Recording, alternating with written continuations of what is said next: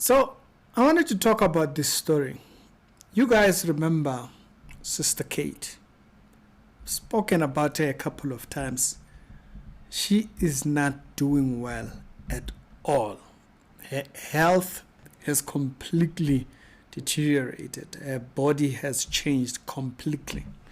I'm not sure if she has a liver issue or what it is, but whatever it is, it had actually at one point landed her in the hospital. Just 4 months ago, she was like this. Okay? And now she looks like this. And so she has some type of a sickness that's really hitting her body very, very badly. Now, just to remind you, there's a video right now that's kind of gone out there. It's got a lot of attention because she posted a video not happy with God, right? Concerning like why is she sick and all that. So I wanted to talk about this from this angle. Faith, reward, the gospel. And I want to talk about why it's important we believe the right thing. We can't just be happy correcting others in falsehood, but we must believe the right thing ourselves. It's very important. And I know it comes a little bit hard now, but it's important we remember. 5 months ago, there was an issue between her and Kumuyi when she went to a church and wanted that church to do certain things. And we were like, this is not how you do things. If you guys remember that video. His message. Because in that video that people sent to me, he said that he wished that I see this message. And he also wished that a state pastor see this message. I hope she hears me now. And I hope, I don't want to mention the state, a state overseer hears me now. Pastor Kumuyi, I have received the message you sent to me. But I am very disappointed at you because you are one of those pastors that I respect so much. God gave me a message to you. I travel with my money to and fro, all the way from Calabar, with the stress and everything. Now, bear in mind, she went there because she said God sent her that women must dress like this, women must do this. And we said that's not the gospel. She went there to tell them that their holiness movement is not holy enough, basically. And we said this is not the gospel. If this is a preference of yours, it's your preference. That's all it is. You want to dress like that, you can dress like that. You want to cover your hair, you can cover your hair, right? It's not the gospel. So, because of all these efforts that she had, and she would go out while she was doing evangelism, and she would give money to people, and all those things. Like she did a lot of things, right? She did street preaching and all those things. Now, after all of that, she fell sick. Looks like it has been a sickness that's been there for a while. And now she posted this video, not happy with God because of a sickness. Over the world. Yeah? If I tell you that I'm not tired, I lie. I am really tired. I cannot pretend anymore. In the book of Isaiah 65 verse 24, it shall come to pass that before we call, the Lord will answer. Before we are yet to speak, the Lord have heard us. Jeremiah 30 verse 17, I will restore your health and I will heal your wounds. Many of you will attest to the fact that I'm a child of God. Sister Catherine is a child of God. I'm serving Jesus with all my heart, with my life. I abandon my children. I abandon everything. I carry the gospel number one in my heart. But today, I am going through all of this. This is 1 month I've been on oxygen. You can see me on oxygen constantly. To a point, I had to buy one. Look at it.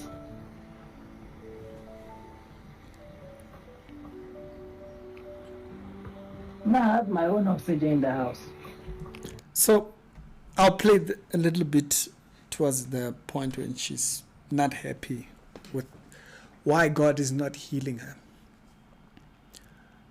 There are verses that are about the millennium kingdom that people read now, and they want them to be true now. And so if we don't have our verses correctly, we can discourage ourselves from believing the truth because we've believed a wrong thing. Lazarus died sick. The body gets diseased. You are not exempt. Nobody is exempt from being sick. Nobody. You can wake up tomorrow and your body just completely shut down. Being healthy. It's important we believe the right thing. In our approach to people, it's important we believe the right thing. In our approach to ourselves, it's important we believe the right thing. I have a nephew in the family, and if he plays in the grass, he must use oxygen. Yeah, if he just goes out and he plays in the grass, for some reason, him and grass, 2 different WhatsApp groups. The family got tired of telling him not to play. And then, like, you can't stop the kid from playing. So they just bought him the thingy. He goes in place, he comes back, he takes some oxygen, he relaxes. There are things this body does not do well in. This is why I was against all these things, the very messages that she preaches, the holiness movement preaching. God is angry, God is angry. We're like, what God are you guys talking about? Maybe it angers you, but not God. God wants that they all come to salvation. And then came the holiness movement in South Africa, where people now were being told they cannot use medical help. So according to the standard of the holiness movement, Sister Catherine would be against God. That's what they're preaching. That's the silly revelations that are coming from there. Now, you heard Enigma saying that there was also that lady who went to the Chris Network. She said the same thing. It's silly messages, not centered on the gospel. Some time ago, she herself also started speaking against people in the movement in this video 4 months ago. Learning and tearing the Bible. I saw another video a sister sent to me yesterday about one woman they call Sister Musa. This sister that has been preaching the Narrow Gate channel, that has been telling us not to wear zip, not to wear metal, not to wear high heels. Today, in one of her videos, she was saying that people should go back to their makeup, people should go back to their high heels. Now, I don't know if that's what she said. I don't know that video. I have watched Narrowgate's videos. And so, but I do know that Narrowgate was against all of those things. And she came back to YouTube this year and she corrected some of them. She still holds to most of the ideas. She still restricts people from haircuts and all those things. She's still pretty much holiness movement, but she is now speaking against all these visions that people have been having. That's the one thing she's been consistent about. This is where her anger now comes, because she's now been rebuking Kumuyi and whatnot, telling them what they must do in their churches. This is where it comes from. Why all this? Why all this?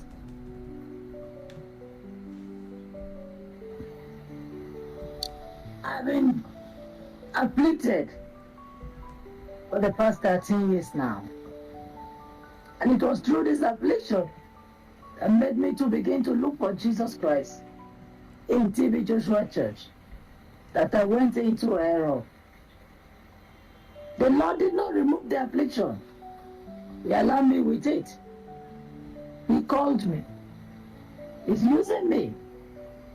The Lord was talking to me. When I call on Him, He will answer me. Now I am sick. I am in pain. The only thing I asked the Lord was divine healing.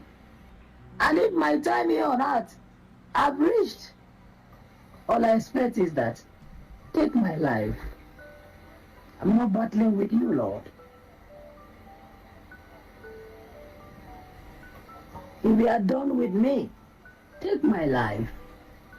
That's what I told the Lord.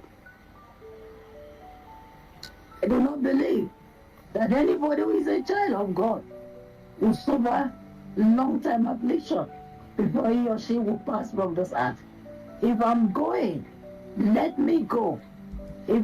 But you see, this is why I was saying it's important we believe the right things.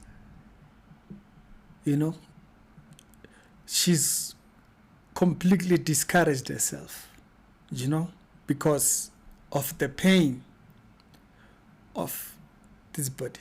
This body can be a problem. This one, big problem.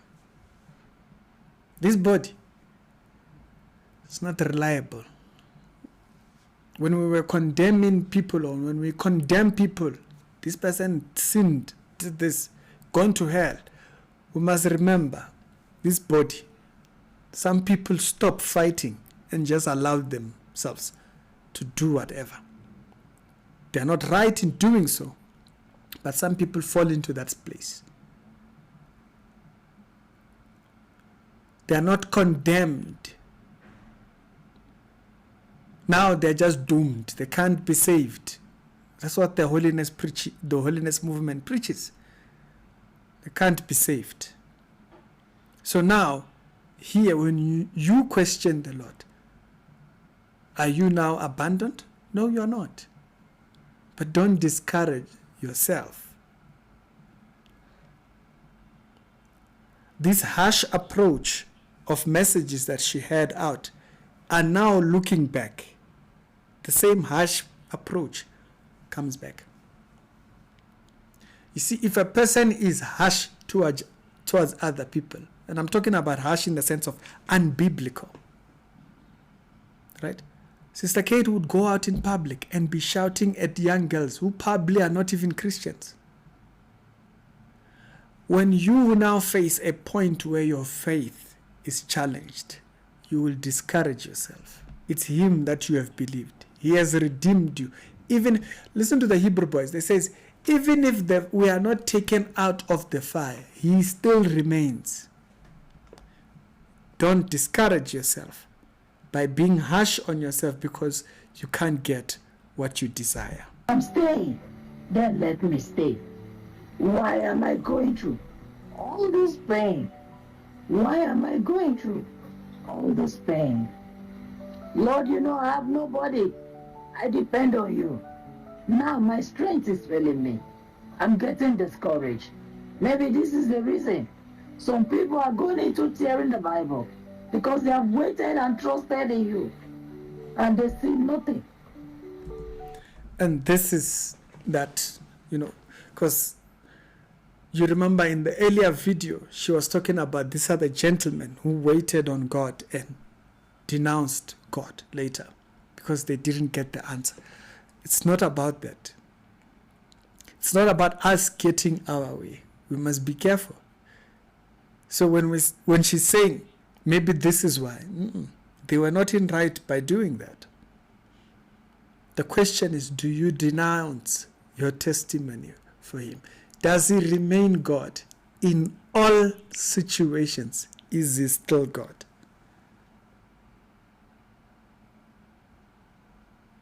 It's painful, yes.